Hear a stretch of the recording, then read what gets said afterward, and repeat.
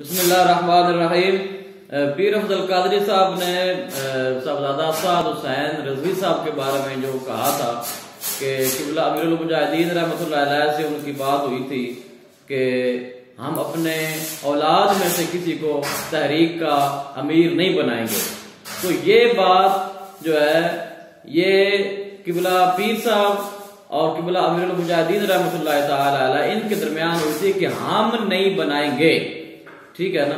तो साद हुसैन rizvi साहब जो हैं इनको ना तो खादिम हुसैन rizvi साहब रहमतुल्लाह अलैह आपने अमीर मुकर्रर फरमाया है और ना ही पीर साहब ने मुकर्रर फरमाया है, बल्कि काबीना और मजलिस शुरा या जो बड़े पैमाने पे जो कमेटी है जिसको शुरा भी कहते हैं या काबीना कह लें, जो भी नाम दे लें, तो उन्होंने खुद मुंतखब फरमाया है बुजुर्गान ने जो जिन्होंने इतने मतलब के तहरीक के लिए जो कलीदी किरदार जिन लोगों ने अदा किया है उन लोगों ने मुंतखब किया। और साद rizvi साहब खुद इस बात का एतराफ भी कर चुके हैं कि मैं खुद अमीर नहीं बना बल्कि मुझे अमीर बनाया गया है।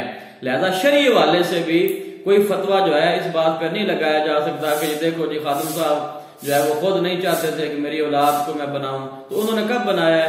तो ये काबीना का फैसला है। और तहरीक लब्बैक या रसूल अल्लाह सल्लल्लाहु तआला अलैहि वसल्लम के जो अमीर हैं साहबजादा साद हुसैन rizvi साहब, हम सबको चाहिए कि उनकी क़यादत में मुल्क मिलत के लिए, मसलक के लिए, अकीदे के लिए हम सब अपना अपना किरदार अदा करें। अल्लाह पाक हम सबको अवाले सालिहा की तौफीक अता फरमाए। आमीन व मा अलैया इल्लल बलाग।